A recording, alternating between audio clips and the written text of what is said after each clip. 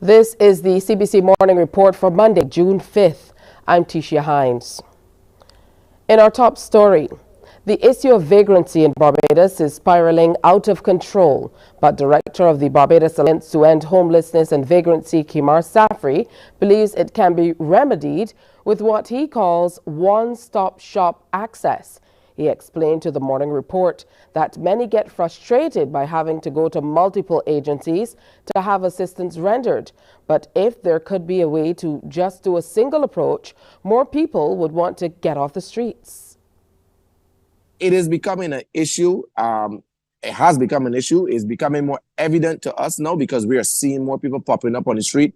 We are seeing people at the Treasury. We are seeing people at other locations, whether it be Louis Lynch and Oystins and other areas where they're congregating in large numbers.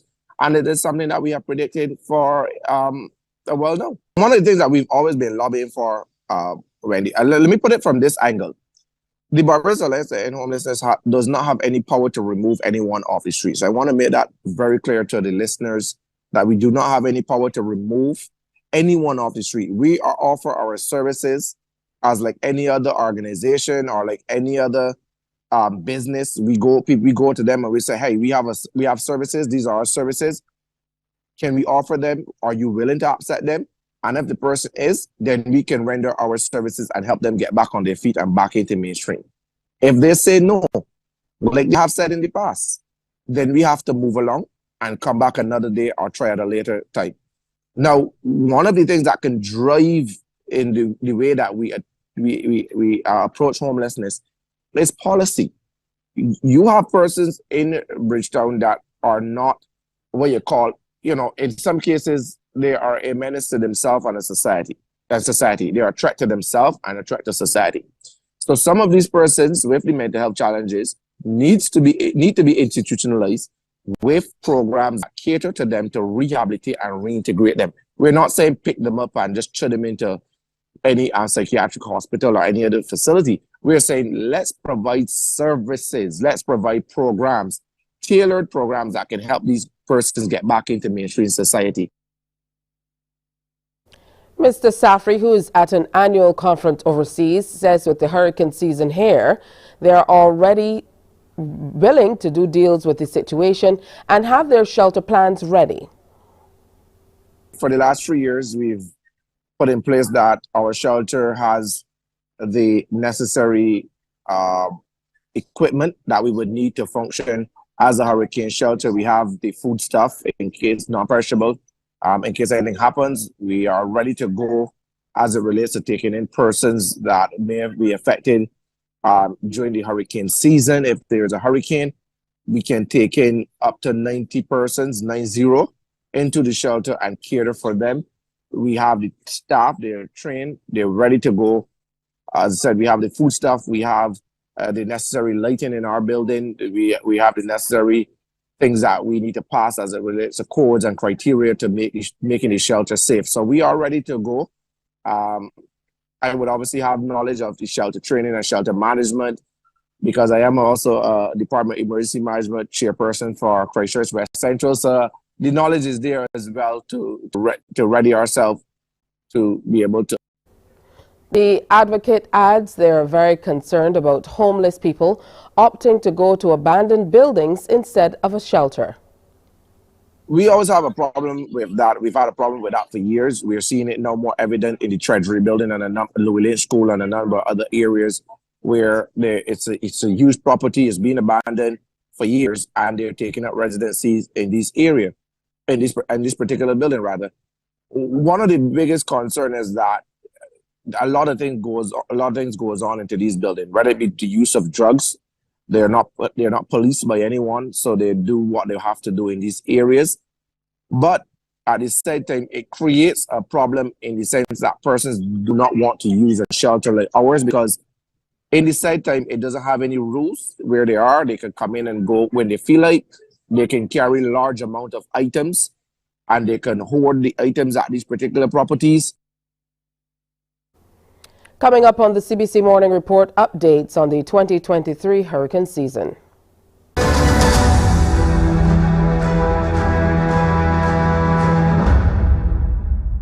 Because you love English Premier League, MCTV has got it back. Now you can watch all the games of the English Premier League plus UEFA and NFL on MCTV. Current customers can upgrade to Matchback Extra at just $23. Call MCTV today at 228-6288 to upgrade or come in and sign up for a new service. Football fans, let MCTV get you back in the game.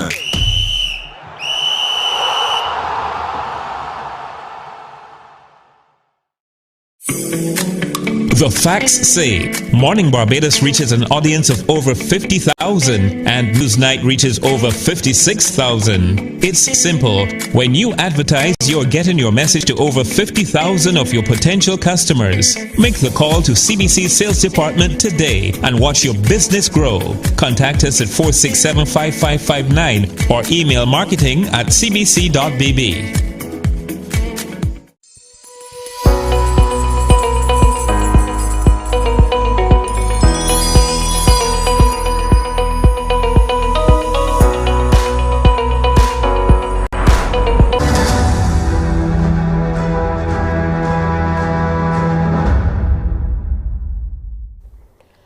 The Barbados Water Authority has taken steps to ensure it can continue to supply customers in the event of a power outage during bad weather. Chairman of the Hurricane Preparedness Committee and Emergency Response, Captain Al Walcott, says the BWA has 32 emergency generators. He believes the generators, which can run for 6 to 8 hours, in addition to increased water storage capacity at its 32 new and refurbished reservoirs, will benefit customers in the event of loss of power.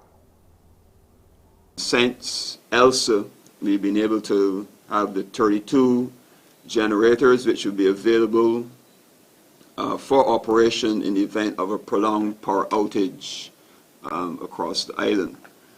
19 of them are connected and operational, meaning that they were already existing generators, but we've also been able to complete 13 other generators, and we're waiting on light and power with scheduled connection to be done between the 6th and the 19th of June. Captain Walcott says this will reduce the dependence on water tankers, which are in high demand when the all clear is given after disaster. Admitting that it's been challenging to source replacement parts for some of the tankers, he revealed the situation should improve in the coming months. What we have done is that we have made contact with the company Interex in the UK, and they are going to be shipping the parts that we need in order to give us an ETA of 2 months for the shipment. So if that shipment coming in, then we will be able to increase the number of the potable water tankers by 12. So we have 27 water tankers that are in service with no issues, and then those 12 tankers that need the parts to be fixed, we will then be able to get them on the road. A humanitarian ship will be on standby in the region's waters again this hurricane season. The vessel, the MV Dawn, is being provided through Global Support and Development, a non-governmental rapid disaster response and humanitarian organization based in the United States. Executive Director of the Caribbean Disaster Management Agency, or SEDIMA, Elizabeth Riley, says the vessel will provide additional support given the limited assets across participating states.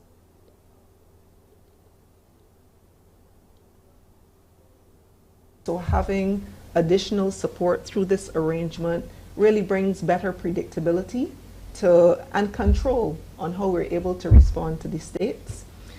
We've taken the discussion even further. There are accommodation arrangements on board the vessel. Very often when we deploy, if there's been a catastrophic impact, we have nowhere for our humanitarian responders to stay. This is one of the areas we've discussed and agreed as an area that will be lent in support.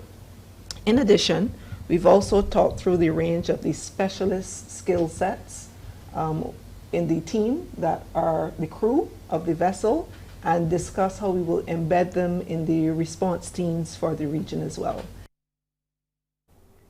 CBC has been readying itself over the last 2 months in preparation for the 2023 Atlantic hurricane season. Ms. Riley says this was done in a bid to enhance its human capacity. CBC's logistics and relief management program was already ramped up. We've had 5 workshops convened in 5 of our participating states, training 25 persons in each of those states for a total of 125 persons being trained in that specialized area. We have also engaged in training on the CBC logistics system. This is a digital platform which allows for the efficient management and distribution of relief in the aftermath of events. And 4 workshops were held in 3 of our territories and also for the CARICOM Disaster Relief Unit, with a total of 112 persons being trained so far for the season. Ms. Riley, during CBC's 2023 Atlantic Hurricane Season Media Conference, reminded citizens of the forecast as she called on Caribbean nationals to maintain a high level of readiness. The National Oceanic and Atmospheric Administration is predicting a relatively average season. There's a 40% chance of an average hurricane season, a 30% chance of a below average hurricane season, and a 30% chance of an above average hurricane season. It's time now to preview what's coming up on Morning Barbados. Well, the Church of Jesus Christ of Latter-day Saints, Barbados Bridgetown Mission, will be here to tell us all about an upcoming hurricane preparedness shelter. And they're going to be sharing all that they're doing to be hurricane prepared. The Lions Club of Barbados South, they have an upcoming market day that we will share with you. And we are also going to be in the segment Life, Love and Hope with Dr. Denise Charles. We're talking Strong Love, which is an upcoming event at the Barbados Hilton that just might be right for you. Plus, our personality feature today is Kelly Kagan. We also take a look at the Roger Boys Elite Pro Classic results that came over the weekend. That's all coming up on today's presentation of Morning Barbados. That will be around 6:30. But up next, we're going to bring more news, sports, and weather. Stay with us.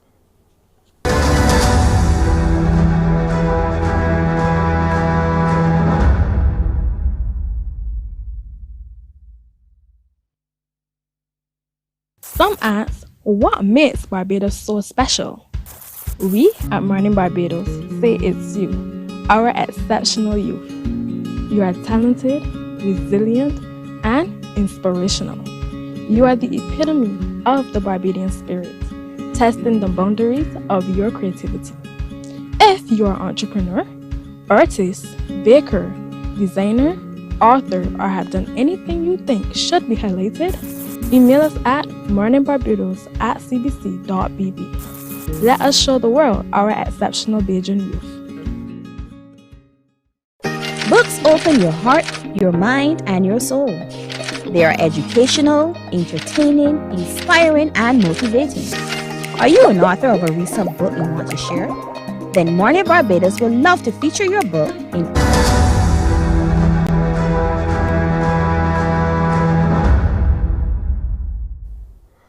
Barbadians started paying less for all petroleum products at midnight. Gasoline now retails at $4.17 per litre, a reduction of 7 cents, while diesel has gone down by 6 cents to now cost $3.42 per litre. Kerosene is being sold at $1.62 per litre, a decrease of 19 cents. The adjusted prices of liquefied petroleum gas are now $161.11 for the 100-pound cylinder, $45.38 for the 25-pound cylinder, $40.10 for the 22-pound cylinder, and $36.45 for the 20-pound cylinder. The opposition One Bermuda Alliance has called for an explanation from the government on the hiring of the Attorney General's husband as a consultant within the AG's chambers. However, the ministry insists his hiring was above board, and the Progressive Labour Party revealed Mr. Simmons had already retired from the civil service before being asked to fill in temporarily as a consultant. The Attorney General and Minister of Legal Affairs and Constitutional Reform, Kathy Lynn Simmons, was under scrutiny from the One Bermuda Alliance after the House of Assembly heard that her husband, Myron Simmons, was one of 70 government consultants hired since January of last year. Shadow Minister of Legal Affairs, Scott Pearman, said in a statement, "There is no legitimate justification for the Attorney General's husband receiving $13,000 of taxpayer money each month for undisclosed consultant services." He added that it is seldom, if ever, appropriate for a politician to engage a family member to consult for the government. However, a Ministry of Legal Affairs spokesperson explained that Mr. Simmons was engaged as a consultant to the advisory section of Chambers on a temporary basis to help in an advisory functions and efficiencies position while they concluded recruitment to fill 4 vacant posts. There are provisions that allow for the appointment of individuals and companies in specialized fields to provide temporary consultancy services, the spokesperson explained. The appointment was approved by the head of the public service in accordance with financial instructions under Section 10.5 regarding consultants. It reads, quote, "To retain any consultant, the accounting officer must obtain the approval of the head of the public service with a completed application form. Only in the event of an emergency must applications receive approval from the head of the public service, plus the financial secretary and the director of human resources." The Progressive Labour Party, also responding to the statement, calling Mr. Pearman's comments irresponsible, explained it is common practice for public officers who end their term of employment to be asked to provide services for a fixed period while the recruitment concludes for their replacement. A spokesperson added the assertion that the retaining of Mr. Simmons, who recently retired from the public service, is a maneuver to divert public funds to private use is not only baseless and reckless, but it betrays the gross misunderstanding of how the government operates and is a deliberate smear attempt, end quote. Well, in Jamaica, a police officer was shot and killed allegedly by his wife during a domestic dispute. The woman allegedly attempted to commit suicide afterwards and is in hospital nursing knife wounds. The two were always said to have had long-standing disputes, but none of them wanted to leave because they built their house together. Somerset, Manchester was thrown into shock and disbelief after a horrifying incident unfolded there on a seemingly peaceful evening, leaving a man dead and his wife allegedly responsible for the brutal murder. The victim, 41-year-old Constable Damien Blair, had multiple injuries to his upper body and head. Investigators alerted to the scene were greeted with a chilling sight as they observed a firearm and 2 hammers discarded several meters from the victim's body, his head bearing telltale signs of severe trauma. The details surrounding the incident shed light on an allegedly troubled relationship fraught with threats, fights, and years of festering discontent. He wanted to move out, but nobody to take care of his poultry and goat and something. She always hit him. She keep on hit him, then keep on fight. Fight like big. We never expect this. Never expect this. He hungry. He not dog. Constable Blair's sister alleges that his wife had frequently made threats to end his life. However, due to the frequency of such alarming utterances, the family had become somewhat desensitized to them. She licked him in the head with the pot a couple days ago. And then she licked him with one coconut and bust up. She love lick. She is a very high-tempered person. 24 women of Belize's military are vying for a prestigious title, Wonder Woman 2023. The competition is an annual event that sees participation from the Belize Coast Guard and Belize Defense Force. Love TV reports. Stamina, resilience, courage, and perseverance. These are only a few of the qualities that this year's Wonder Woman will have to show. For the next 3 days, 24 women will have to put their best foot forward in running, swimming, push-ups, scaling, and much more. Coordinator of the event, Lieutenant Junior Grade Shadi Reyes, spoke to Love News on the grit it takes to be in the military and how this event can prove to be a healthy competition. Well, the women of the Belize Coast Guard take a lot from this. I believe that this is not only a healthy competition, but it also builds up team spirit, morale, and physical fitness, which is what our security forces must have to compete in this competition. I know they were training for the past 2.5 months, and it is a very intensive training and intensive competition. One past competitor, Lieutenant Junior Grade Sarah Arzu, explained that as the day progresses, the competition takes a toll both mentally and physically. She says this is where team effort comes in. To be honest, it was a great experience. The competition started in 2016, like I mentioned. I actually had 3 years within the Belize Coast Guard, was in really physical shape, so it was really okay at the time. But end of the day, it's not about me, but end of the day, it's about the team, because like I mentioned, it is actually a team effort, and end of the day, for you to be successful, you need to actually overcome all your challenges that you have within the team, your physical fitness. End of the day, if someone is lingering behind, then you need to ensure that you help that person and you accomplish it as a team. Well-known cyclist, BDF Captain Gina Lovell, says she is extremely proud of her teammates and is confident that the Belize Defense Force will give the Coast Guard women a run for their money. It was a short notice, but we pulled it off. We took 2.5 months on our training to pull this off. It was a very, very vigorous training. It comprises of the swimming, medley, obstacle course, running, and march and shoot. So we're confident we will do well this competition. They will give them a run for their money. I mean, this is a competition, right? The best of the best. So we're looking forward for this another 3 days competition. 4 years into his term, El Salvador's president says he's winning the war against organized crime. However, a report from a well-known NGO says the tactics used by the authorities have led to serious human rights violations, with more than 150 people dying in the country's prisons. It was a martial spectacle for a man who's declared he's winning a war against El Salvador's gangs. Nayib Bukele's speech to the nation marked his 4th anniversary as president. Most of it was focused on what's become his signature policy. Now, the state of exception approved by Congress has finally allowed us to enjoy peace. 4 years later, we're not the same. Now, at last, Salvadorans can think of more than not being killed. These are the images he'd like you to see from the last 14 months, in which a state of exception has given security forces free rein to arrest and imprison people. A new maximum security prison is full, and neighbourhoods which were once gang strongholds now springing to life. Bukele's approval ratings have shot up as the murder rates have plunged. Many are grateful for respite from the killings, rapes and extortion. But a report came out this week too, from one of El Salvador's best-known human rights organisations. It tells another story of the crackdown. It paints a picture of a penal justice system that is no longer a penal justice system.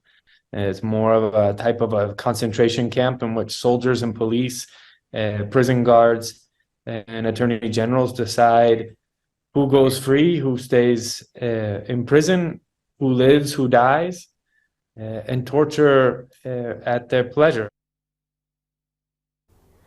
In sports, opener Brandon King slammed a maiden ODI century as the West Indies defeated United Arab Emirates by 7 wickets in the first of 3 matches in Sharjah today. The Windies had to chase the modest target of 203 after Nasser Ali hit a maiden 50 on his debut, 58 off 52 balls, to lead UAE after they won the toss and opted to bat first. Kemo Paul was impressive, taking 3 for 34. Player of the match, King then made 112, including 12 fours and 4 sixes. He first shared in a 48-run opening stand with Johnson Charles, who made 24, and then in a 91-run second wicket partnership with Shamar Brooks, who scored 44. Books open your heart, your mind, and your soul. They are educational, entertaining, inspiring, and motivating. Are you an author of a recent book you want to share? Then Mornin Barbados would love to feature your book in our The Next Chapter segment. Send us an email to morninbarbados@cbc.bb. That's morning without the G. Come and let us turn those pages together. Because you love English Premier League, MCTV has got it back. Now you can watch all the games of the English Premier League plus UEFA and NFL on MCTV. Current customers can upgrade to Max Pack Extra at just $23. Call MCTV today at 228-6288 to upgrade or come in and sign up for our new service. Football fans, let MCTV get you back in the game.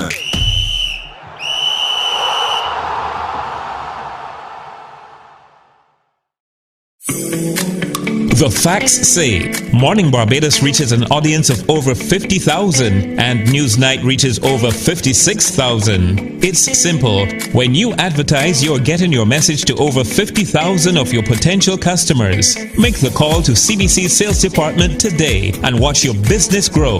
Contact us at 467-5559 or email marketing at... Second ODI is set for tomorrow.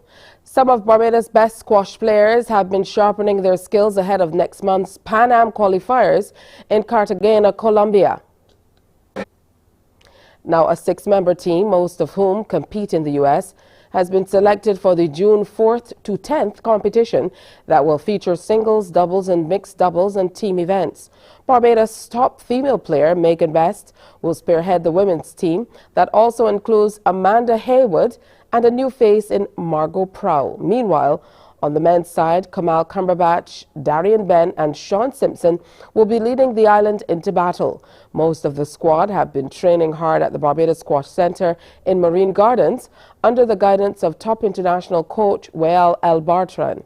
The qualifiers will be the first assignment for the Egyptian coach, who has been flown in to help prepare national junior and senior athletes for various upcoming championships between June and August of this year.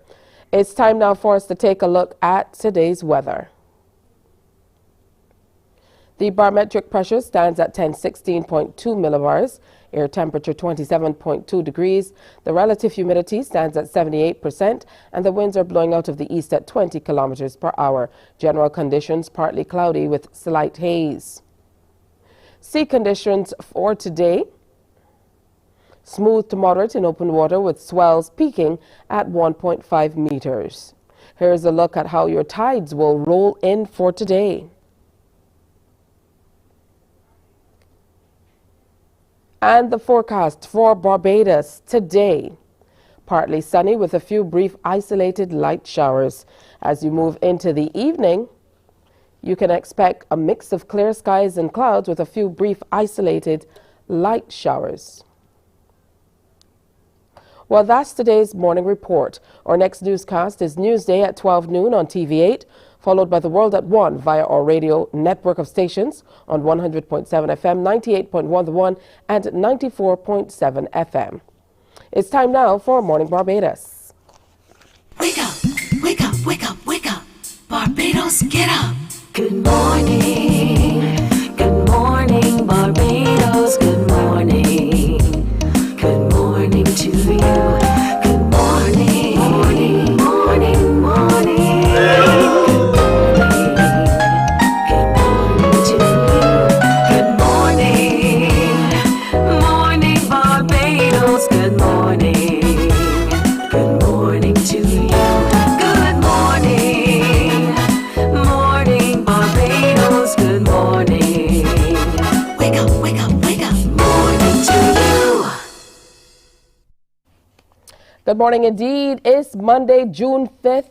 Good morning and welcome to another presentation of Morning Barbados. It's been a long weekend and we're looking forward to a fantastic week ahead, the first full week of June. So, new month, new plans. We certainly are hoping that you will stay with us for the entire time. I'll be here until 8 o'clock. My name is Tishia Hines.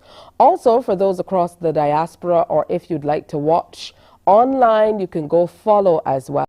Just search CBC News Barbados and you'll be able to find us, or search Morning Barbados without the G. And we will be there as well. So we have a great show planned for you today, and we're hoping that you will enjoy and participate as well, because there are opportunities for you to weigh in and be a part of the presentation. Now, the Lions Club of Barbados South, they have a market day coming up. So Lion Dwayne Goddard, who's the incoming president for 2023 to 2024 of the Lions Club of Barbados South, will be here with us to share more about that upcoming project and all that it embodies. We're also going to review all that happened this weekend at the Roger Boys Elite Pro Classic. Now, you know, we were fully invested. We had many of the competitors who participated in last week and the week before to share all of their thoughts on how they were preparing, and we got to see them in action over the weekend, and boy, was it a show. So we look forward to sharing with you Lamar Coward, the IFBB Elite Pro Classic Physique Champion, Zamina Marissa Khan Lachman of Trinidad and Tobago, the Women's Physique Championship 3rd place winner, and Eddie Wilson, the Elite Pro Open Bodybuilding Champion for the 2nd time. All will be a part of this morning's presentation. So you definitely want to look out for that. I know we shared quite a bit in the evening news last evening, but you can definitely look forward to TV8 bringing all the action to you in the very near future. We are also going to be sharing with you today some very important information on life, love, and hope as Dr. Denise Charles comes through. She, of course, is an educator, an academic, and an author, life and relationship coach as well. And she definitely is our resident relationship guru here on Morning Barbados. So she's talking about strong love and what building a resilient relationship looks like. She's also going to be discussing what she does with Better Blends Relationship Institute and how they work on couples having strong love. So definitely a discussion that you will want to listen into, whether you're in love or looking for love. Who knows? There's something there for all of us.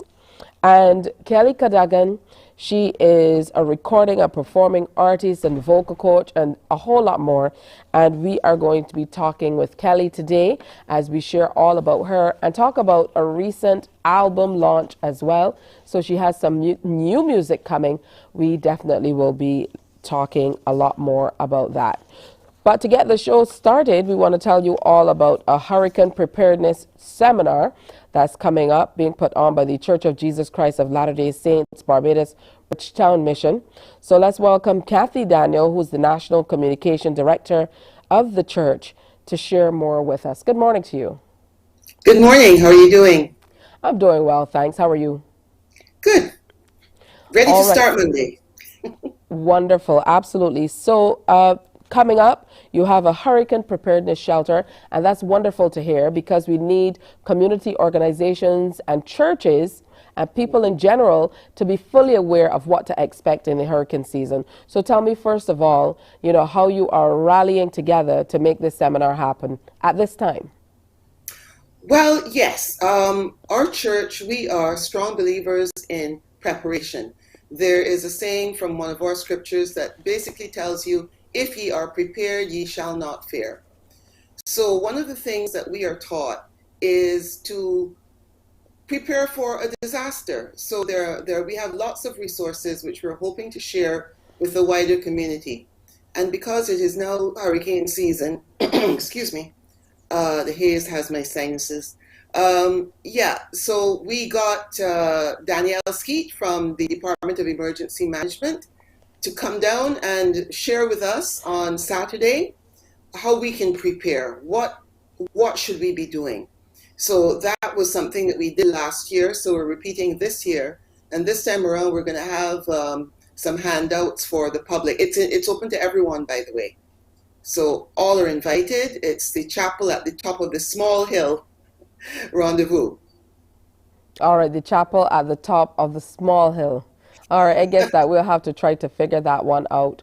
What's the response generally like from your congregants and the community in general? You said that you also had it last year. Last year, the response was not as big as I had hoped for. But I think this year, people are a lot more aware plus we're out of the protocols and so forth, so people are a little less hesitant to gather in crowds and so forth. But I think this year it's going to be really good. We are aware of the damage that these storms can do. So we're trying our best to educate people, to help them prepare to weather the storm, literally in this case. There are 3 chapels in Barbados. Ours is at Christchurch, and it's just a few yards away from Rendezvous Court. So that's the Christchurch Chapel or Rendezvous. There's another chapel in Oistins, which is, I think, just next to the Christchurch Parish Church, if I'm not mistaken. And there is another chapel in Black Rock. Those 3 buildings are very, very strongly constructed, and we would be able to use them as emergency shelters if that need arises. So we are working with the DEM to have that made official, as it were. But the church is always willing, anxious even, to help people prepare for disaster and just to help where possible.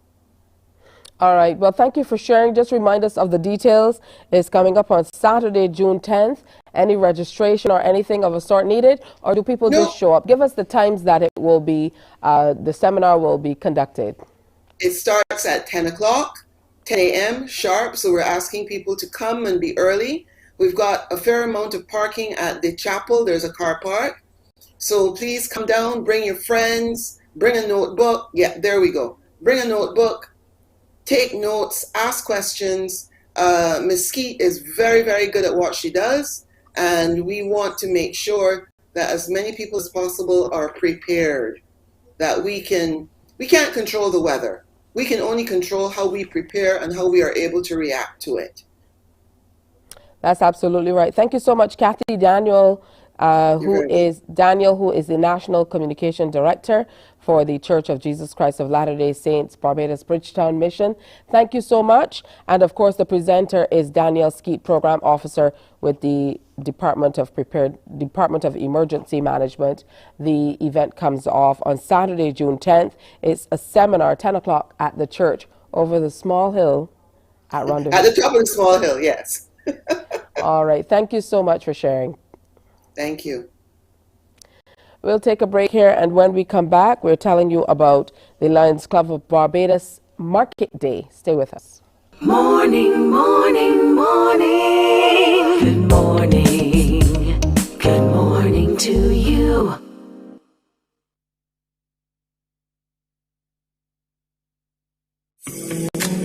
The facts say Morning Barbados reaches an audience of over 50,000 and Newsnight reaches over 56,000. It's simple. When you advertise, you're getting your message to over 50,000 of your potential customers. Make the call to CBC Sales Department today and watch your business grow. Contact us at 467-5559 or email marketing@cbc.bb.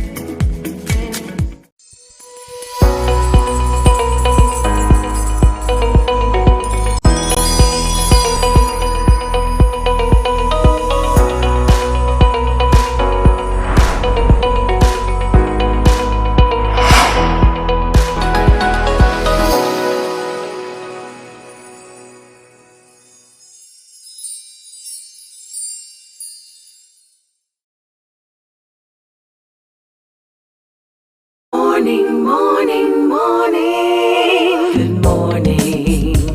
Good morning to you. He's incoming president for 2023 to 2024. Let's go right ahead and welcome Lion Dwayne Goddard to Morning Barbados. Good morning and welcome. Good morning, Tisha. Good morning, Barbados. Or should I say Lion Tisha? Congratulations are definitely in order for you.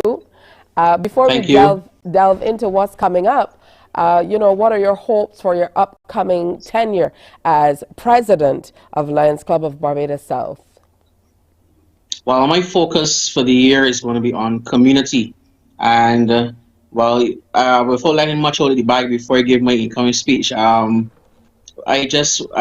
Lions over the years, some of us we've lost identity in terms of people don't know about us anymore. So my thing is for the next year as president, I want to get more projects that are involving the community firsthand, so that we can be seen, so that this jacket become a familiar thing within the community again. Because as Lions, our whole purpose is to serve. And who do we serve? We serve our community. So we want the community to know that we're there to serve them and that we're always available when they need us. Absolutely. I think that's wonderful. It's true.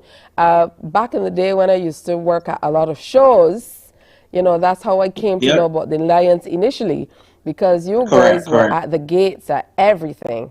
That's when there was a stadium. That was when there was an operational national stadium, and you guys used to be at the door for everything. Okay, so you have an upcoming market day.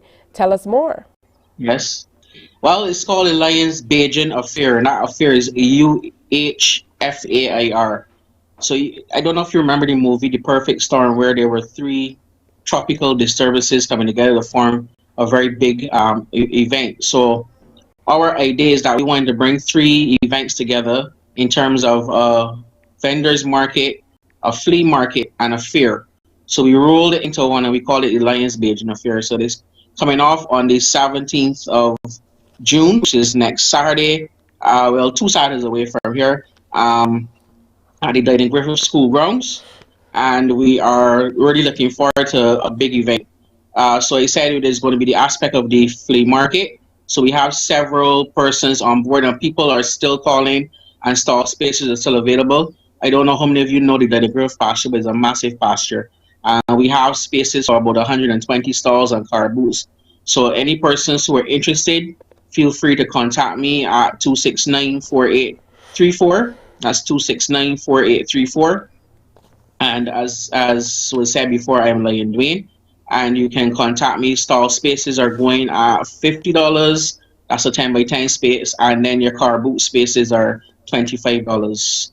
Then we're also working on the vendors market aspect of it, where we're hoping to have donations coming in, where we can have persons come and get their vegetables and the provisions at a lower rate. We know things are really tight across Barbados, for some, for most. So we're trying to offer them the vegetables and the provisions on that particular Saturday at a discounted rate, what they would see below, as we would say, below market price.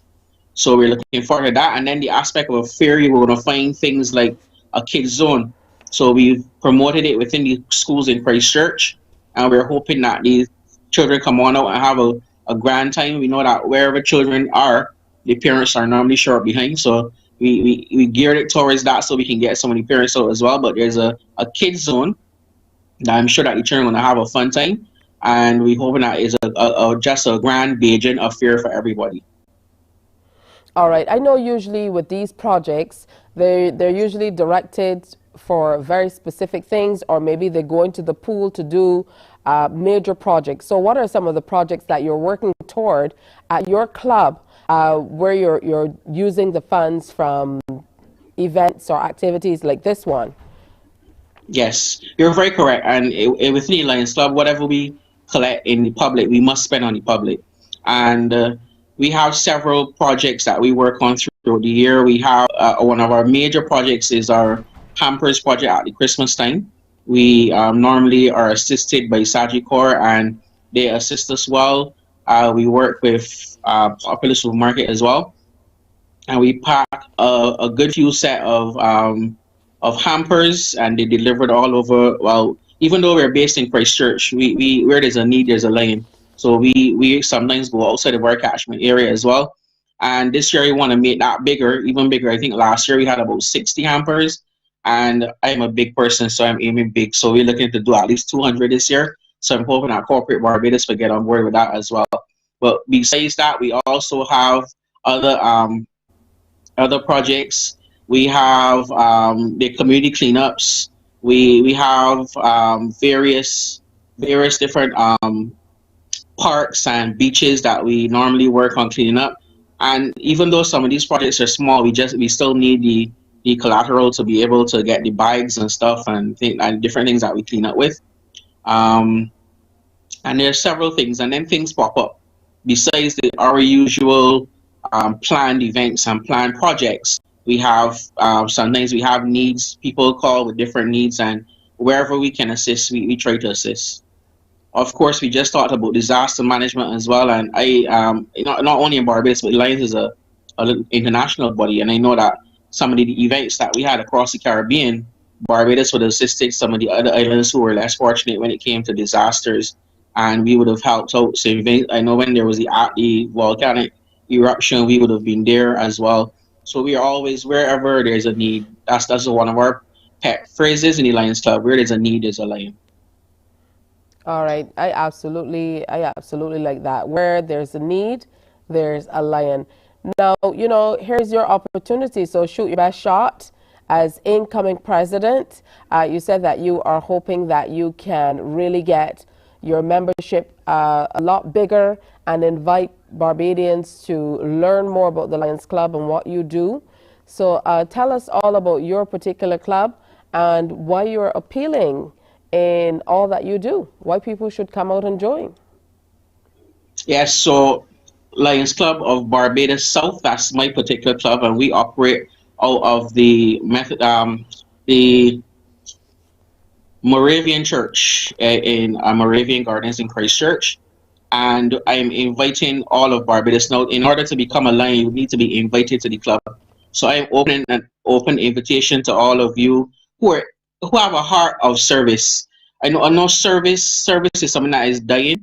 Nowadays, a lot of people ask, what's in it for me? But there are still lots of people out there who have a genuine heart for service, who want to be giving back. I know in the schools, there's a give back program, and we are even aiming at some of those students. We had the cleanup through Cleanup Barbados. I actually know Kathy from Cleanup Barbados as well, who was there before. We would have worked with them, and we brought along some students from the Cleanup Barbados. So we're looking to work with whoever is willing to give back, because we know life is not just about receiving, but a lot of persons get a lot of gratitude out there from giving back. And we want to encourage those service-minded people. There's not much in it in terms of monetary gain. There's none. Yeah, you spend a lot more, but the truth is you get a lot of gratification from knowing that you've helped somebody who could not do it on their own. So I just want to throw it, and as I said, not just community, but the focus, as you rightfully said, is also on building membership. Our club, we have a mature membership. I like to say, I use the word mature. We have a lot of retired persons, and you know, retired is a new level, yes, but we also need to bring some youthful fire back into this club as well. So all those persons in the like 25 to 45 age bracket, you know that you have a heart for service. You don't have to live in Christchurch. Nowadays, we're very eclectic when it comes to getting everybody has transportation. So yes, we're based in Christchurch, but you may work in Christchurch and you have a love for Christchurch, or you may have lived here before.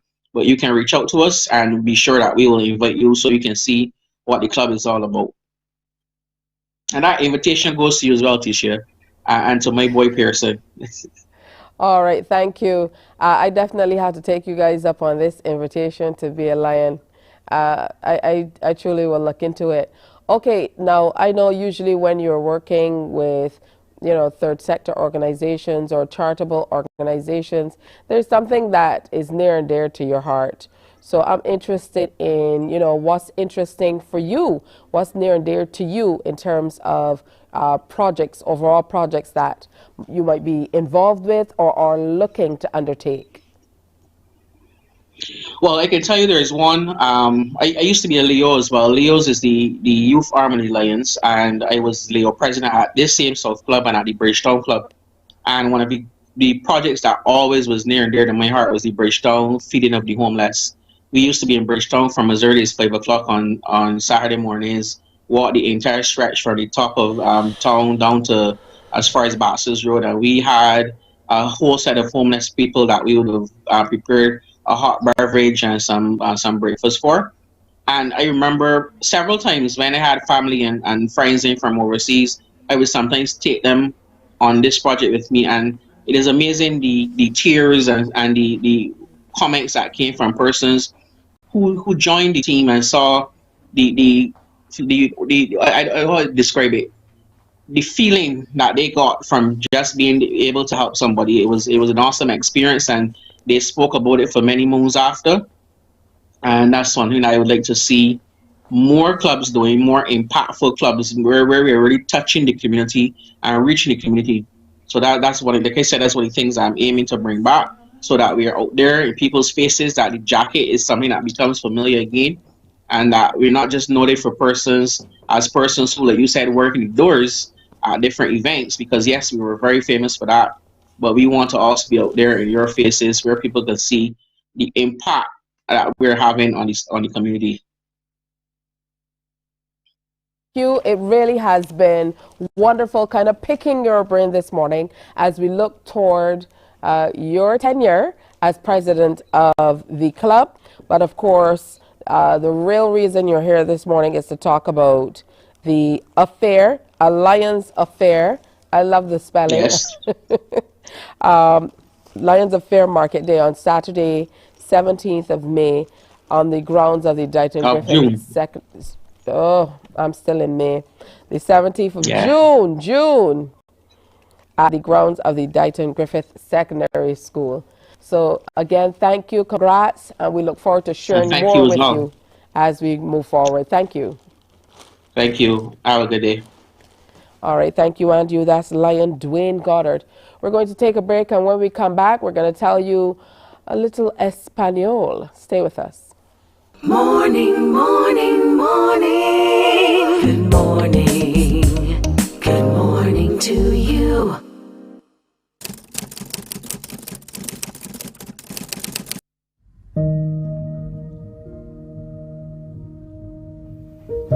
Trying to accommodate deaf people is not enough. We need to do better.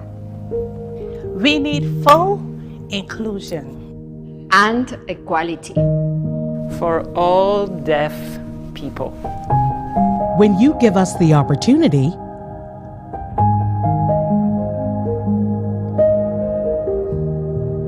we excel in every area.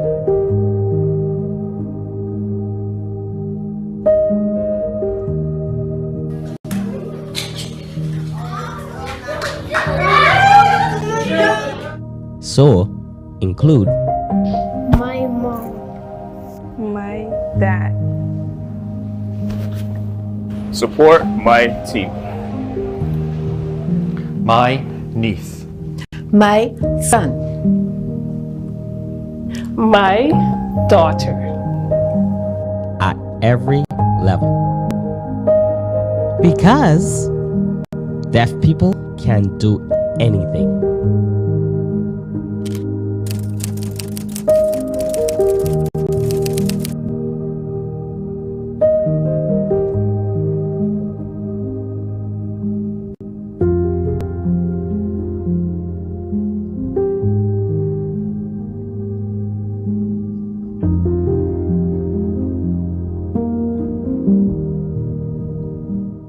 Morning, morning, morning. Good morning. Good morning to you. Good morning and welcome back. It's another Monday morning, or should I be saying buenos dias? Maybe. So let me go right ahead and say good morning to Hannah Rose Sargent, who is a Spanish teacher, and she's here to tell us all about an initiative that is coming up, an initiative of the Caribbean Vocational and Career Development Institute. They have a summer camp that's going to run from the 17th to the 28th of July for students ages 4 to 11. Good morning and welcome. Muchas gracias. And buenos días a toda la familia de Español en Barbados y los estudiantes de las escuelas primarias especialmente. All right, now tell us what you said. Good morning to the people of Barbados and the children at the primary schools especially, whose target we are looking at today. Because if our foundation is not done correctly, like when we are building our houses, we have problems later on with the house falling down. So I have moved over to the primary division in the last few years because I found teaching at secondary over the few years, quite a few. that children had difficulty when they got to the secondary schools. So I thought if they got the foundation at the primary schools, that will happen. So I did volunteer work into the primary schools and start building that foundation. And I'm quite happy to be doing so. Oh, that's true. That's true. As long as they start early and get the experience, I can see how that can benefit them as they go into the secondary level. So tell me more about this camp that is coming up, because you've brought a few shirts along and it's an entire package that you're offering once parents sign their 4 to 11-year-old children up for this camp. Yes, please. When you get the package, it includes your shirt. If you're in Spanish, you wear this. Right. If you in French, you wear this. Okay, blue. With the school logo on it, CVCDI, which means Caribbean Vocational and Career Development Institute, situated at 102 Evergreen Drive, Watton Terrace, Christchurch. Just come on a playing field and you'll find us. By the mango trees, with all the mangoes on it, you can come. La fruta muy deliciosa. All right, delicious fruit. At least I know that part. So tell me, how do parents sign up for the camp? Because I know this is the time that parents are looking for camps to be able to send their children to during the summer holiday. Yes, sign up time will start from tomorrow. From tomorrow at 2, you can call the school number 428-2298 and we can take your names and tell you where to make your payments. The payments will not be done on the school compound because we had robbery 2 weeks ago, so you have to pay to Republic Bank. When you call, I'll give you on the information for paying the fees at Republic Bank, Wildy, and they'll be also online. Republic Bank will fix that up today, they told me. So those parents who do not want to waste gasoline to go to Republic Bank, Wildy, you will be able to pay online. And this package is offered to many more primary schools than last year because they keep calling, you're leaving us out, you're leaving us out. So I asked MP Ryan Strawn for the area for permission to use some of the playing field which is situated right behind our school so we can put up tents. And various companies promised to sponsor the tents so that we can have the majority of the children from some of the schools which I will list. And if you happen to be in another school that is not here, maybe a private school that is not here, once you call and register early and pay early, you'll be on. All right, so tell us the schools. What are the names of the schools that you're targeting? The names of the schools are Christchurch Girls, Milton Lynch Boys, St. Bartholomew, St. Martin Mangrove, Four Roads, Hilda Scheme Primary, Bailey's Primary, St. Christopher's Primary, Vauxhall Primary, Lutherthorne Primary, Wilkie Cumberbatch Primary, People's Cathedral Primary, Eagle Hall Primary, Lawrence T. Gay Primary, St. Stephen's Primary, West Terrace Primary, St. George Primary, Cudmouth Moor Primary, and those are the schools. All right, so how many children are you hoping to target for this particular summer camp? This one, last one we had 100. This one we might go to 500. 500 students? Yeah, because we have the teachers to place to do them. So it's not a problem. We all have right, the so space, it's not a problem. Are they doing all languages or will they be exposed to different things throughout the camp? On our timetable, first thing we begin with prayer because our school is associated with the Gospel Hall Assemblies of Barbados and the other Caribbean islands in North America. Because you find the students will get prizes and stuff like that at the school. It came from the churches in New York, came from the churches in Canada. They supply funds and items for the school as the programs go by. So when you come to camp, you begin with prayer. Singing, Bible verses, that's part of your curriculum. Culture, cooking. On Thursdays, pizza lovers, you'll be learning to make pizza. From the 4-year-old to the 11-year-old, will be making your own pizza to take home to give to mommy and daddy in the afternoon. You will eat one there and want to take home, but mommy can only get it. And daddy can only get it if they answer you in Spanish. So mom and dad, you have to learn the Spanish or no pizza for you on Thursday, pizza day. So we also, for the Spanish, they're studying one country, Venezuela, and the French studying Guadeloupe. So they will learn about the history and culture, the culture of the country. So they'll know the national anthem, the color of the flags. They have to do it in the art. And also the food. So Wednesday will be open day. Each Wednesday will be open day so the public can come. and you will see display of the food and get samples, because I'm also a professional cook besides a professional Spanish person. So you will get the French food, you will get the Spanish food, and the beverages to go with it, which are all made from our local fruits grown right around in my garden. So you will have fruta. The students get their juices, they're already labeled in bottles, so with the labels in Spanish. So they do everything in Spanish. The cooks in Spanish. So when you go to the canteen for something, you have to ask it in Spanish. Your teacher will be standing with a notebook to put marks minus or plus for you. No English when you come in there. If no English, the French or the Spanish side, no English. There are signs up like the parada, the bus stop. If you want to find out a word, you go stand there at the bus stop, and a teacher will come to you and he would say, ¿Cómo se dice book in Spanish? The teacher will repeat, el libro. Repeat, el libro. Otra vez, el libro. You got it?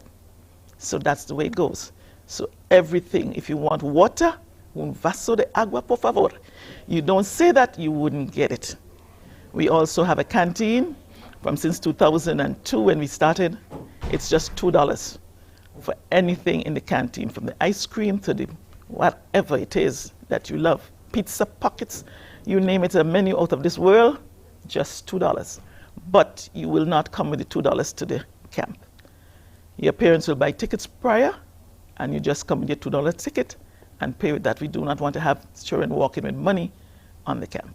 All right, so tell me what this costs. This sounds so exciting, and I'm really happy to hear that we are offering language at the foundational level, because as you mentioned, it can only augur for children doing better as they move up in the school. So what does this cost?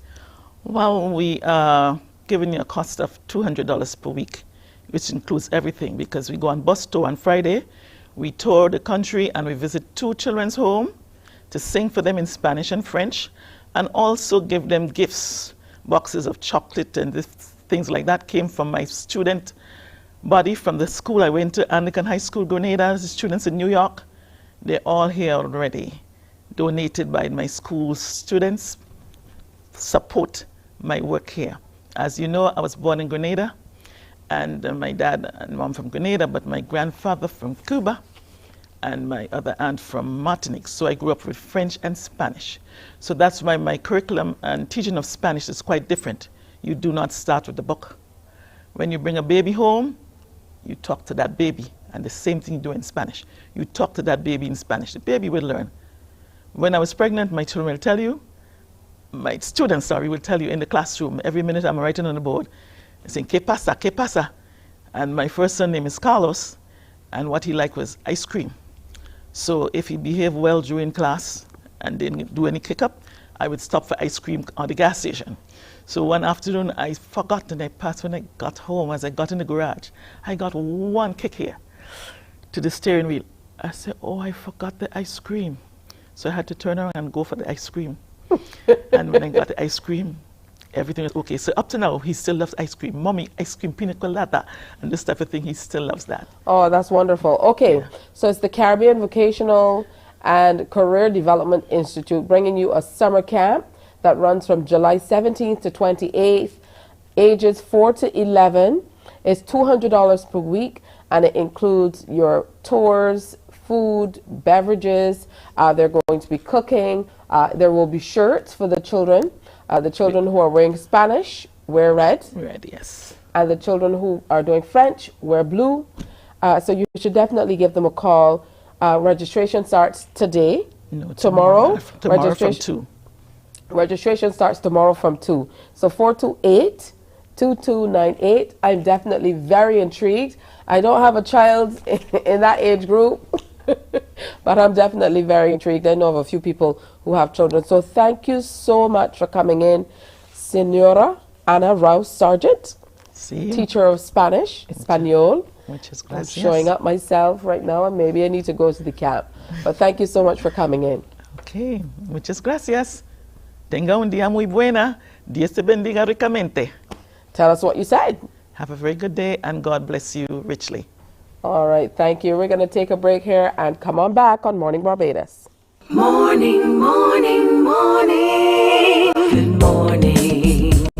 Good morning to you. There is a saying, you can find a Bajan anywhere. Are you a Bajan living abroad? Or do you know of one who has migrated to another country? Well, we at Mornin Barbados would love to have you or them on our Bajan Afar segment. Share your amazing stories, experiences, and how you have adapted to a new culture. Send us an email to morninbarbados@cbc.vb. And together we will travel the world.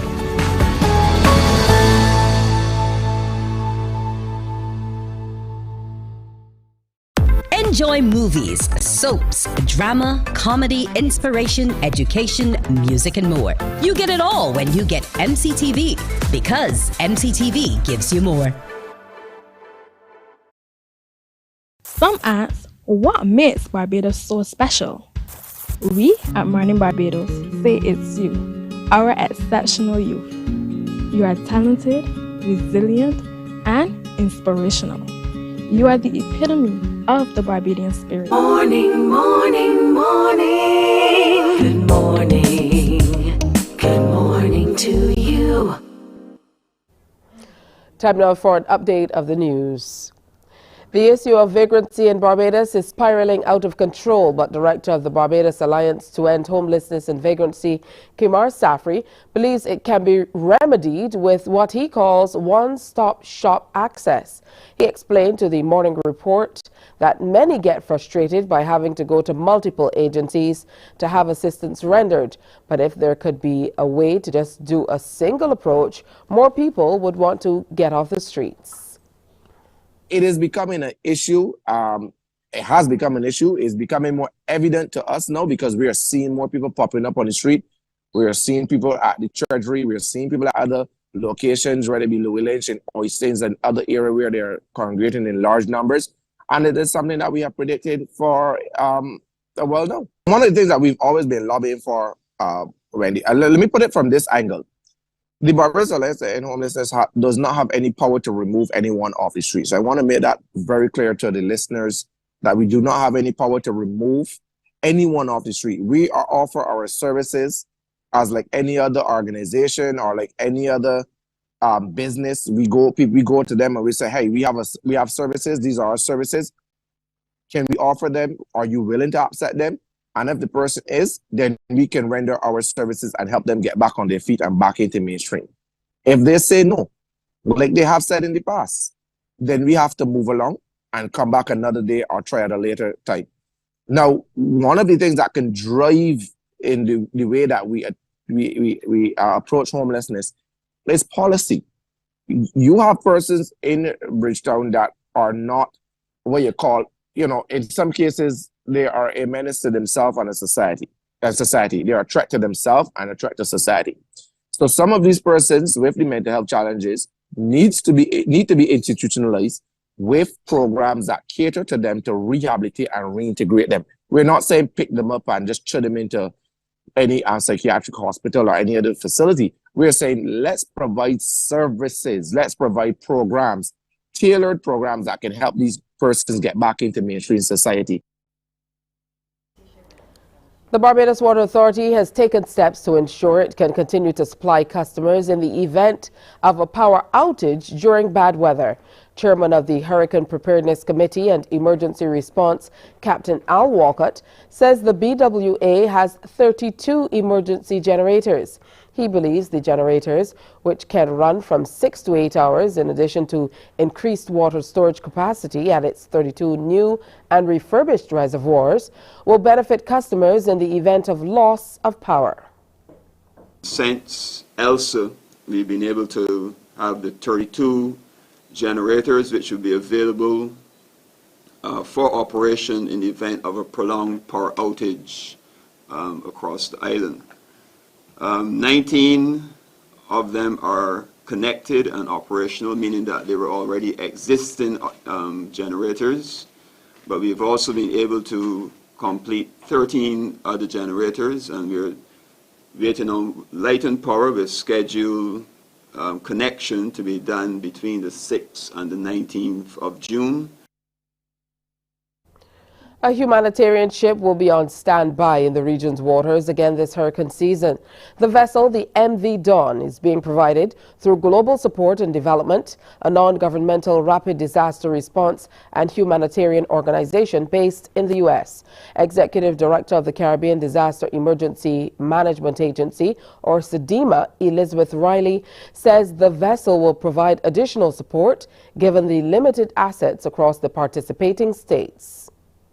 So having additional support through this arrangement really brings better predictability and control on how we're able to respond to the states. We've taken the discussion even further. There are accommodation arrangements on board the vessel. Very often when we deploy, if there's been a catastrophic impact, we have nowhere for our humanitarian responders to stay. This is one of the areas we've discussed and agreed as an area that will be lent in support. In addition, we've also talked through the range of the specialist skill sets in the team that are the crew of the vessel, and discuss how we will embed them in the response teams for the region as well. And that's our update of news. Remember, our next newscast is Newsday at 12 p.m. on TV8. Followed by The World at 1 on our network of stations, 100.7 FM, 98.1 The One, and 94.7 FM. Morning Barbados continues after this. Morning, morning, morning. Good morning. Good morning to you. Some ask, what makes Barbados so special? We at Mornin Barbados say it's you, our exceptional youth. You are talented, resilient, and inspirational. You are the epitome of the Barbadian spirit, testing the boundaries of your creativity. If you are an entrepreneur, artist, baker, designer, author, or have done anything you think should be highlighted, email us at morninbarbados@cbc.bb. Let us show the world our exceptional Bajan youth. Books open your heart, your mind, and your soul. They are educational, entertaining, inspiring, and motivating. Are you an author of a recent book you want to share? Then Mornin Barbados would love to feature your book in our The Next Chapter segment. Send us an email to morninbarbados@cbc.bb. That's morning without the G. Come and let us turn those pages together.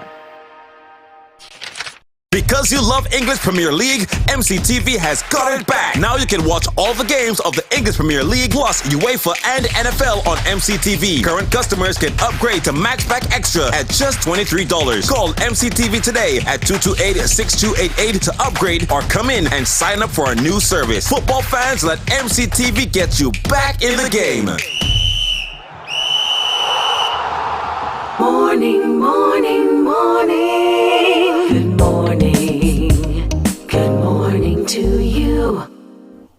All right, well, welcome back to Morning Barbados. The time is quickly moving by. It's 15 minutes now after 7 o'clock. It's my pleasure to introduce my next guest here on the couch. And I'm always happy to have people in studio as we reposition ourselves post-COVID.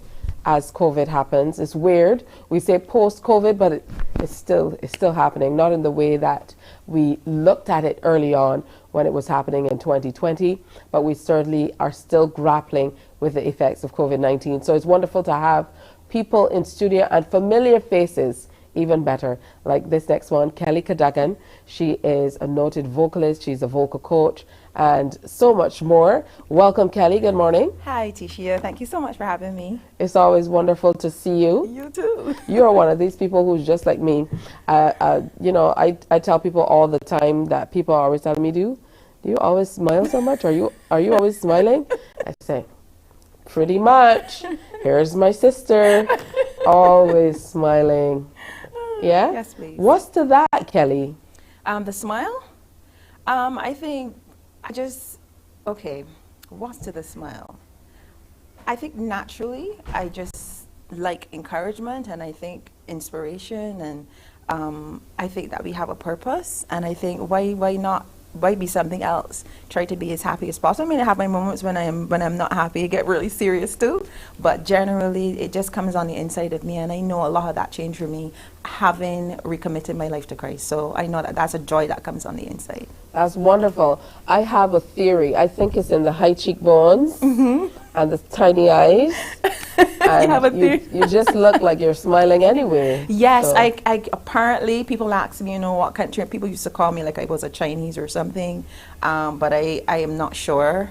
But yeah, apparently that's what God gave me. So here it is. And it's beautiful. Thank you. All right, so you launched an album in January of this year. It's now June. I know that you were planning for a tour, and you've done a few churches and some other things. So tell me all about that. Okay, great. So Intimate Journey is the name of I came on the late December actually with Pearson. So we were talking about the album launch, which went really well. And since then, after getting it onto all the streams, because it's available on all the platforms digitally, but we also have the physical copies available as well. And I started the album tour in April. And we pretty much kicked it off at St. George Parish Church. They had an event called Arise, and that was really the start of the tour. And from since then, like pretty much every Sunday, I've been going to different churches and some organizations as well. I was able to have the opportunity to do a session with Signia Globe. They have like a devotional, which I think is really, really necessary and important for corporations. So I was really excited about that particular one.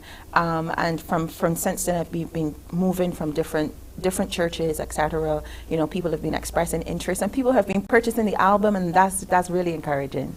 Oh, that's wonderful. So let's talk about Intimate Journey. Thank you. This is the album. Let me get it out of the fancy bag so that we can all see it. So nicely packaged. All right. So tell me all about this one. If I can get it out. Trust Tisha to not be able to get it out, right? I'm working on it, people. I think it's going to happen soon. Okay, I'm going to have to a second give one here for you, so you hold this Kelly, one if you want. Did the Secret Service from the U.S. put this in the bag? Not really. Yeah, I think the Secret Service had a hand in that.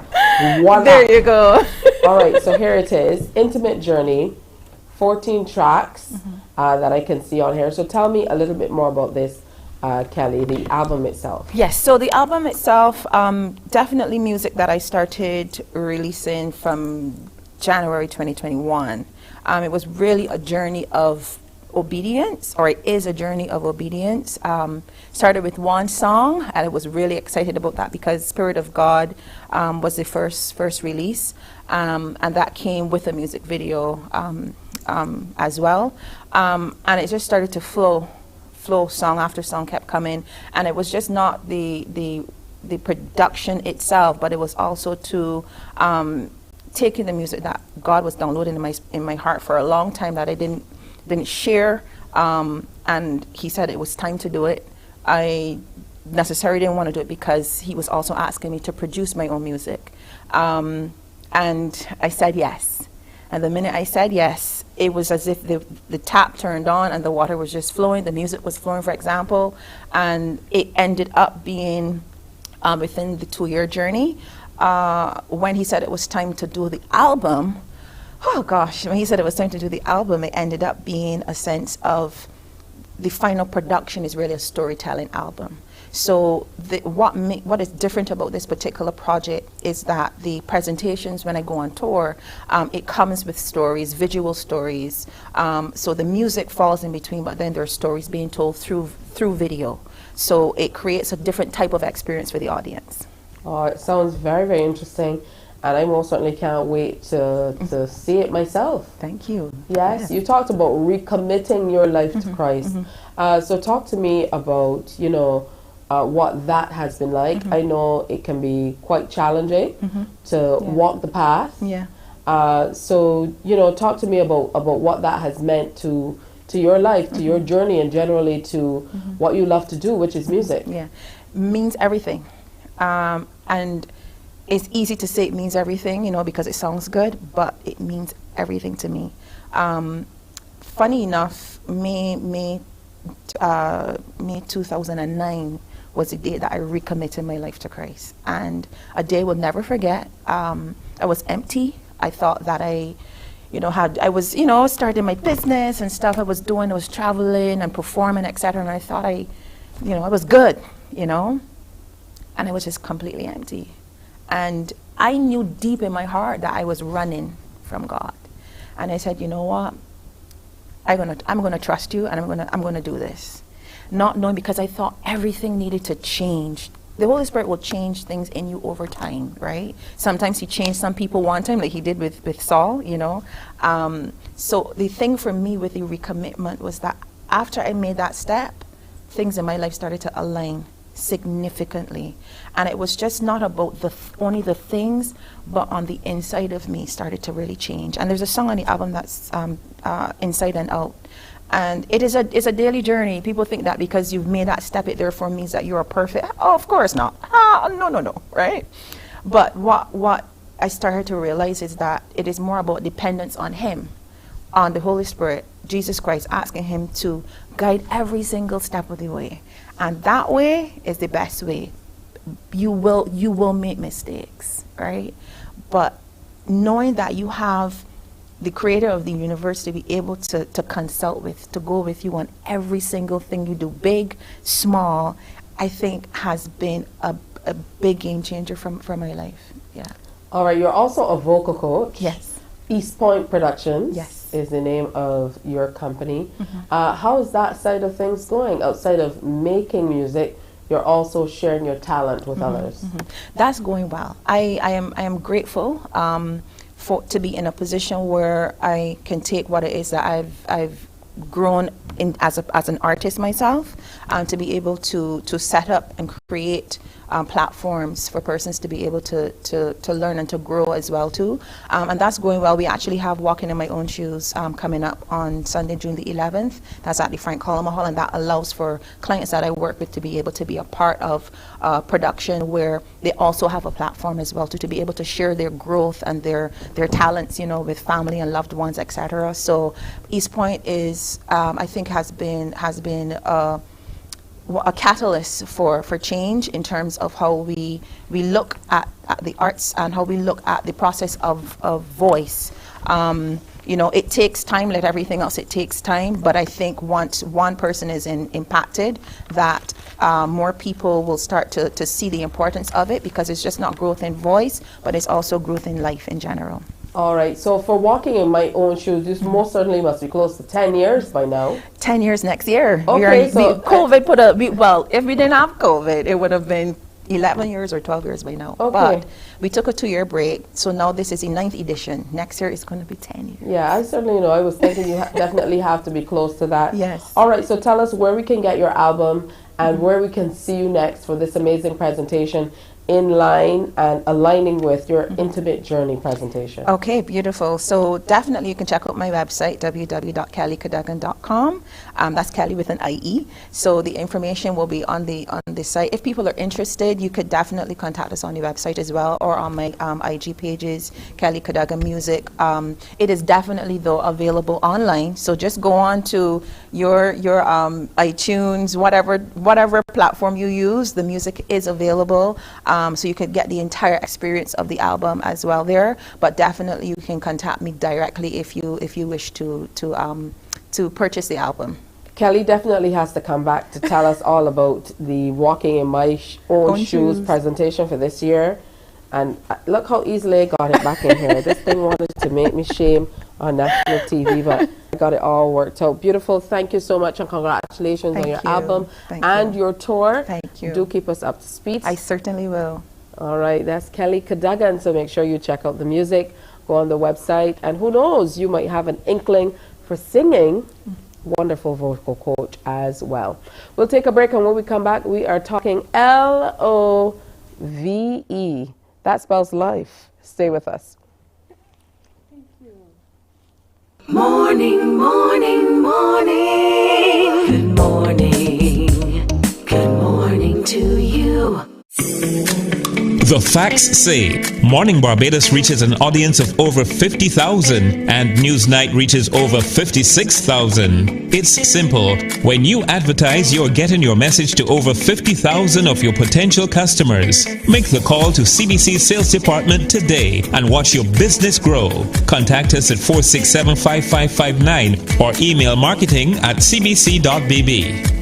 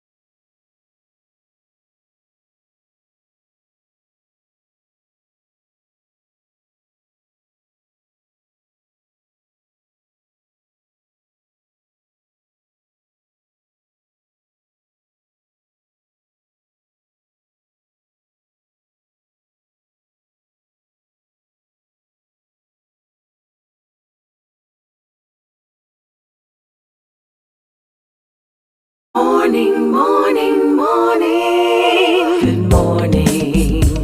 Good morning to you. 28 minutes after 7 o'clock. She's an educator. She's a relationship and life coach. She's an author. She's an academic. And she is our resident love guru. A special good morning and welcome to Dr. Denise Charles. And she has brought a very special gentleman along with her this morning, Mr. Gabriel Charles. I wonder who he is. Tisha, good morning. It's amazing that you said all those things about her and you didn't say that she's a wife. One of the most important things. Gabriel, you jumped in before I got to that part. Wife, mother, I wasn't finished. See? Okay. There was a pause. Good morning, Tisha. How are you doing? Good morning. I'm great. It's wonderful to see you. And it's so great to see the both of you together. Not color coordinated, but still coordinated, if you know what I mean. Of course. We wouldn't have it any other way. Because I've often seen you two color coordinated. Yes. It looks good though. Right. All right. So we're talking about strong love. And, is a fantastic initiative that is coming up. So we're going to get into that, but we want to talk about what the two of you do. So I'm going to extend the opportunity for Mr. Charles to speak first on this occasion, since we get to speak with Mrs. Charles a lot. So Mr. Charles, tell me all about what it is that the two of you do together. I'm sure you don't want to know everything, Tisha.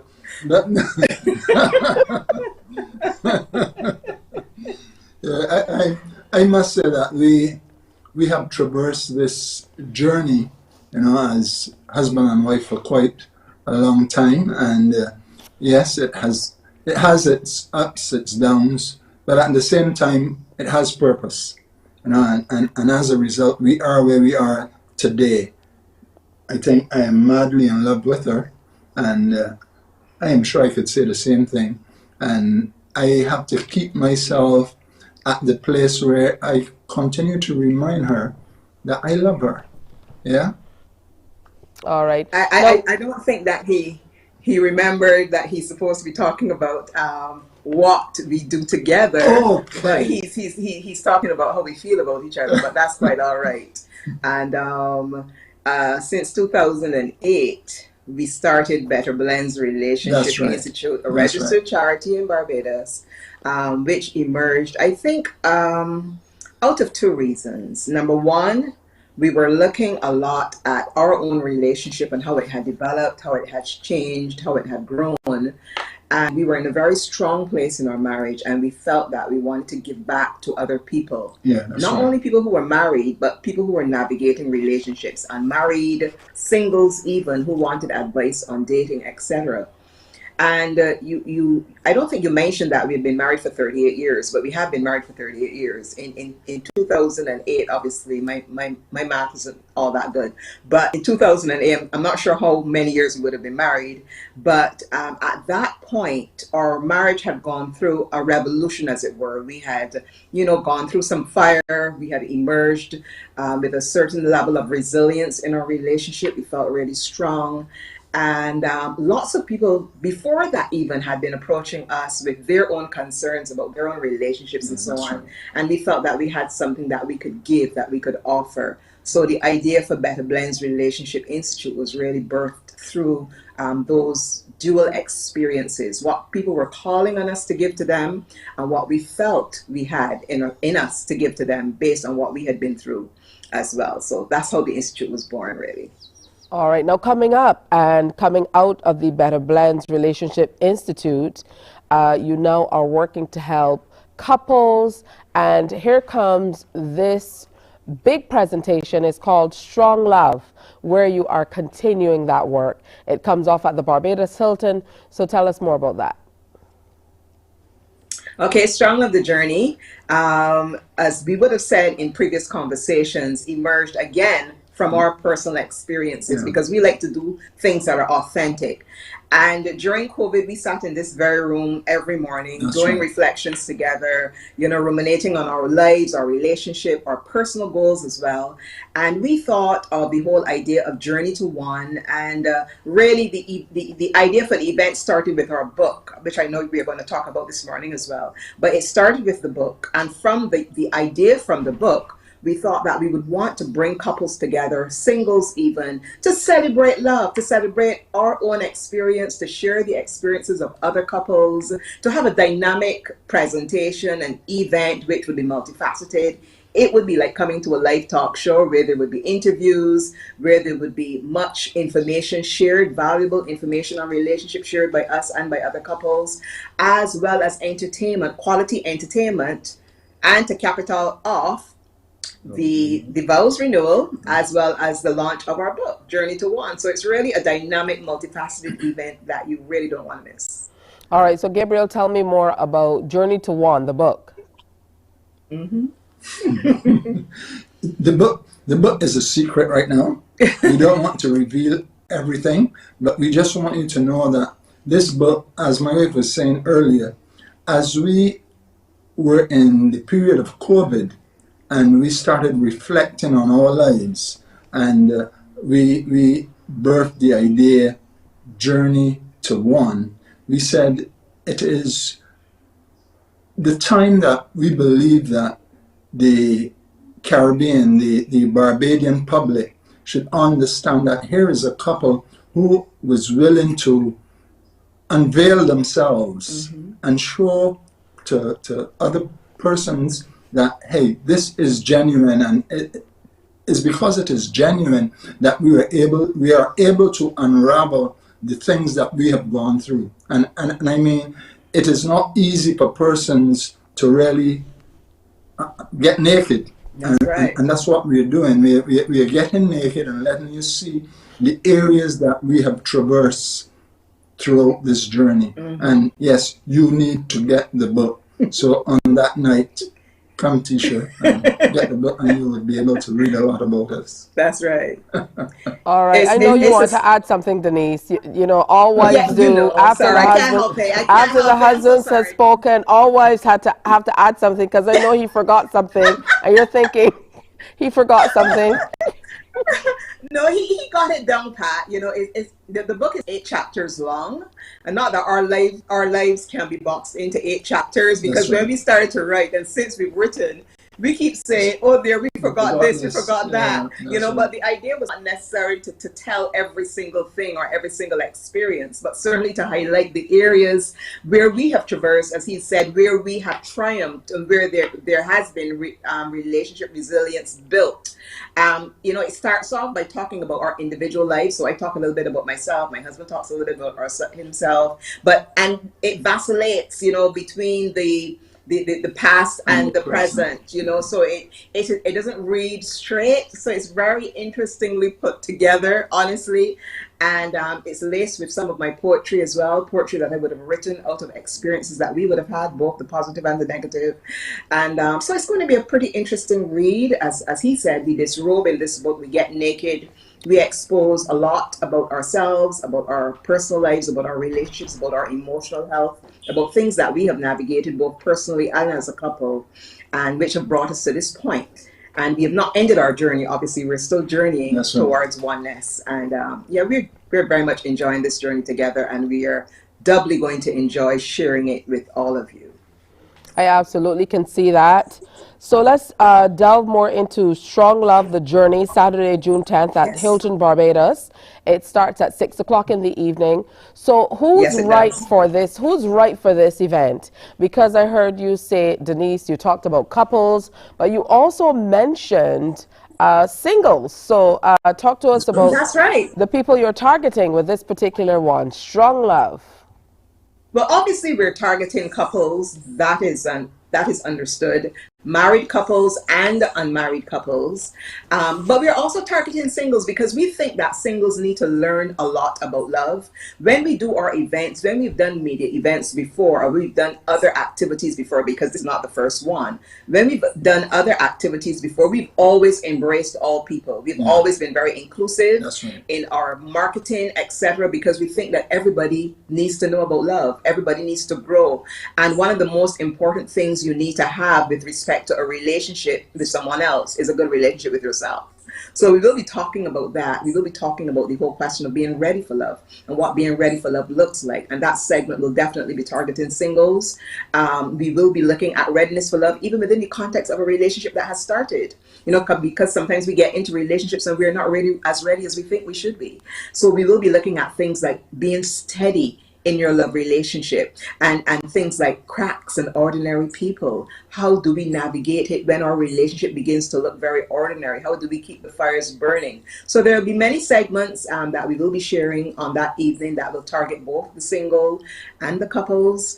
And we really want all of you to come out and to enjoy this interactive evening, which will not be dry and boring, just a dry and boring giving of information, but really you're going to be interfacing with the information in fun ways, in interactive ways. There will be entertainment. There will be lots of giveaways. So there will be things you're going to have to do. There's going to be a strong love challenge, Tisha, for those of you who are creative and want to show your love to your spouse or your partner in a creative way. There will be that strong love challenge, which we will be putting out there with some wonderful prizes at the end. And Tisha, you ask about singles. One of the things that I want singles to understand is that in the mix and mingle, who knows? You might meet find That's right. There will be a mix and mingle at the end with free drinks. So you get a chance to interact and network with some others who are there. That's right. Not free drinks. Well, they come with the ticket cost, you know. I'm so you kidding. don't have to buy your drinks. Pay me no attention. Yes, let's talk about registration or where we can get the tickets. Because at this stage, I mean, all that's left for people to do is to make sure that they can get in. I would imagine you're limited in terms of numbers as well. We are at the Hilton. We're not in an open space, so there is a limit to how many people can get in. So please get your tickets. Tickets are available at Emerald City and Carlton Supermarket, Blackrock. Emerald City is in 6 Roads, CS Pharmacy Lower Broad Street, and Standard Pharmacy on Tweed Side Road. Get your tickets. Get there early. We will be starting on time. Tickets are $70. This is not Bajan time. This is 6 o'clock. We'll be starting, and you don't want to miss anything. All right, Journey to One. I really must commend you for, as you put it, placing all of your business out here for other people to see and, you know, have an example for and move towards strong love. I know in a society like ours, that can be made that much more difficult only because now the spotlight is on you. So everything is literally under the microscope. So I get that. Understand. It's truly commendable. It's truly commendable that you are willing to put your love out in the open in this Linen way. outside. But I mean, after 30 years, I mean, come on, your love is almost as old as I am. Really?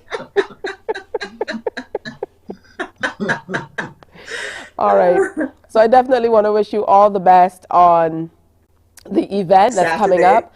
And I'm going to give you the last word, Denise, only because wives deserve the last word always. Not a problem. All husbands know this. He understands. In terms of why people should the thing come about out. it, Tisha, is that it is not a head and a tail, but it is a side and side thing going together. That's right. That's right. That's right. She's next to me, so that's not a Husbands problem. keep telling me that, but Denise, last word.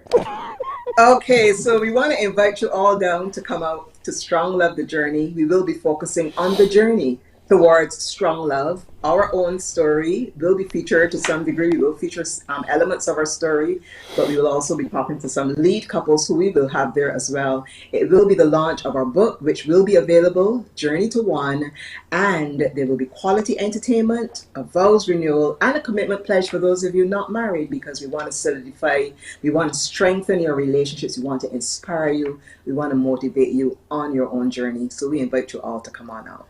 All right, Gabriel and Denise Charles, thank you so much for sharing. And this is where the journey truly begins. So we're encouraging everybody to come out and be a part of it. Thank you so much. Thank you. Have a blessed day. And you, all right, coming up, we are talking about the Roger Boys Pro Classic that came off over the weekend. If you missed it, you missed a lot. We're going to try to catch you up on everything that happened. Some of the winners are here with me in studio, and who knows, there might be a pose down. Stay tuned. Morning, morning, morning. Good morning. Good morning to you.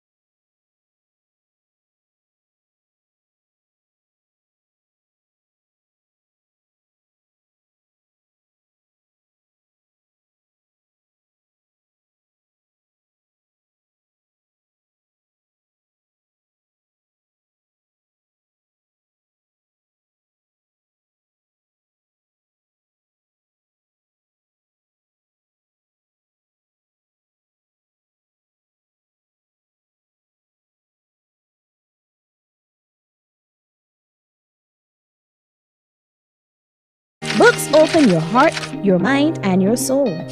They are educational, entertaining, inspiring, and motivating. Are you an author of a recent book you want to share? Then Mornin Barbados would love to feature your book in our The Next Chapter segment. Send us an email to morninbarbados@cbc.bb. That's morning without the G. Come and let us turn those pages together. There is a saying, you can find a Bajan anywhere. Are you a Bajan living abroad? Or do you know of one who has migrated to another country? Well, we at Mornin Barbados would love to have you or them on our Bajan Afar segment. Share your amazing stories, experiences, and how you have adapted to a new culture. Send us an email to morninbarbados@cbc.bb. And together we will travel the world.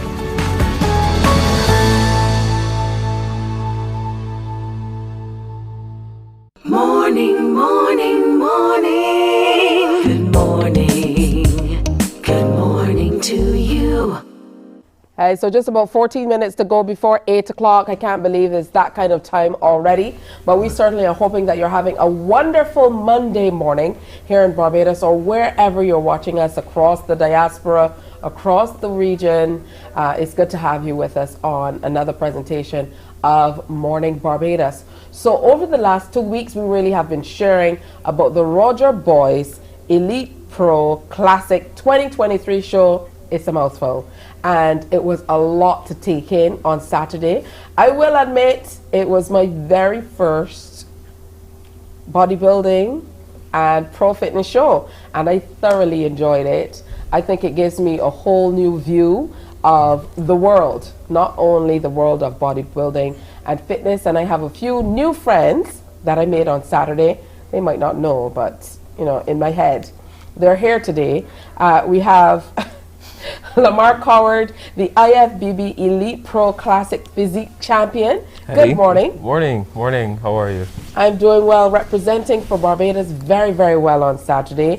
Zamina Marissa Khan Lachman, representing for Trinidad and Tobago. Hi, good morning. And she is the Women's Physique Championship 3rd place winner. Congratulations. Correct. Thank you. And back with us, because Eddie was here last week, is Eddie Wilson, Elite Pro Open Bodybuilding Champion 3 times over. Now, when he came, it was 2 times, and he took it again on Saturday night. So again, welcome to all of you, and thanks for being here. I want to start with you, Zamina, only because it's always great to start with the ladies, and I have something for you. Yes? Cue the music, guys. Cue the music. There is some awesome weight to this. There is. You must be incredibly proud. And I mean, I feel like I cannot imagine to be able to even touch it. So I can just imagine how you feel to have won over the weekend in such a major way. So tell me first of all about preparation. I know that this is not a sprint in terms of preparing for a show like this, or the way that you live, because it's a lifestyle. So talk to me about what it is like preparing for participation at this international level. First of all, yes, it is a lifestyle. Prep, it's difficult, especially when you're a mom and a wife and you have a household to look after. So prep starts with an hour fast and cardio in the mornings. Then I do my mommy duties and wifely duties. And there's an hour cardio in the evening before training, sometime after training. Then we train, so we do individual body parts, or sometimes we do, coming closer to show, you do full body workouts. It is difficult coming onto the end of the show. You tend to get really tired, where you feel like you can't go anymore, but you know, you have your mind set on a goal and you just see yourself on that stage and what you would look like on that stage and what you picture yourself to look like on that stage. And you just keep going because it's what you've set yourself for. It's a goal. Wow. And I actually love what I do. So it's difficult, but not difficult, if you understand what I'm saying. Yeah. So because it's a passion. It is. And I mean, once you get into a passion, it really makes all the difference. Now for you, Lamar, you really had the Barbadian crowd going. Apparently so. Apparently so. Your mother was a few places over from me, and she became a superstar in that role. They were like, that's Lamar's mother over there. Just I believe probably the loudest in the room. Yeah, so tell me about how you got into bodybuilding. Basically, this started at least 10 years ago. I have a background as an athlete, used to play basketball, run track. But then leaving sixth form, I had made the switch over to the gym. But I didn't compete in my first bodybuilding show until 2015, at least by the time I was 20. So it's been a long journey since sixth form, coming from a skinny kid from Combamere to now. Yeah, I can imagine, because you're not a skinny kid anymore. Just in case you didn't know, I saw that. I saw that on Saturday. Now, one of the things that, and you guys might think, oh, this is so easy because you're accustomed. But for me and Shakira, who, you know, was my coach, who was helping me along and kind of guiding me through the entire show, I said to her, this vacuum move is just amazing. There's nothing in there. It's, you know, so tell me about, there you are in the center posing. This vacuum move is where you kind of suck the tummy all the way in, and I understand it's something that you have to really practice for. Tell me about it. Yes. Believe it or not, at a point in life I could not do the vacuum. I could not. It was a case of spending at least 2 months waking up almost every day trying to practice it in different positions until I could finally work up to the point where I could stand up and do it. So the secret really is you need to expel all the air out of your lungs to create a bit of room in your rib cage. And then once the air is out of your lungs, you need to think about pulling it in and up. So you always hear Bajan say, or like stomach touching your back. In this case, it is almost literally touching your back. So you need to think about envisioning having to pull it in, and then the last part, pulling it up, which creates that shadow to make it look even more impressive. Wow, it truly is an impressive move. Eddie. Yes. Now, Mr. Wilson, 3 times champion. You were definitely the biggest guy on the stage on the night. Wow. I could hear the oohs and ahs when you came out. Does it ever get tired for you winning? Because I know sometimes when you win so much, you can forget to bring your medal and pack it away in your suitcase. I'm kidding, Eddie. No. Yeah, I'm not going to try to offend you. No. I'm so does it ever get tired? You know, I guess the answer to that would be a resounding no, because here you are 3 times on and still the champ. How does it feel? Well, it feels really good. It feels amazing, you know, especially after so much work, putting so much into it. You have to, like you say, you have to love it. You have to be addicted to it, you know, it become obsessed. You don't want to miss a training anymore. You know, everything, my training, my food, my play, you plan everything strictly. So, yeah, it's amazing after a win that you can say, I did it, hard work pays off. And of course you're representing for Suriname. Yeah. What does it mean to the people of Suriname? When you were here last, I know we talked about what an inspiration you are to the community back home. So what does this 3rd win mean for your people? It means a lot. For me, it means a lot. It means a lot for Suriname, the athletes there, because they are looking up to me. I'm the first pro bodybuilder from Suriname, and everybody wants to follow in my footsteps. So, yeah, I'm helping a lot of them to try to trigger them, try to take them with me, you know, bring them to Barbados, try to bring them to other competitions. So they are really happy with me, you know, and even sometimes I feel all the pressure from them, but it's in a good way. It's nice. All right, Lamar, for you, yes, please. you know, there's still a ways to go, and as I understand it, there are quite a few different competitions, different aspects of bodybuilding that you can get into. Correct. But is this where you're most comfortable, men's classic physique, or can we look forward to seeing you more in open bodybuilding in future, or maybe that is something a good different? question. I will be in classic physique. I still have a bit of room in the weight cap based on my height, so I still have up to at least 20 pounds that I could put on. I know you see Eddie. Come on. Come on. Yeah, I will try to put on some more muscle as time goes on, but I haven't filled out the weight cap yet, so this is where I am indefinitely until that time comes. All right, so Zamina, what about you? Your journey with bodybuilding, with women's fitness and women's physique, you know, is this your sweet spot, so to speak, or are you interested in different areas as well? This is my sweet spot.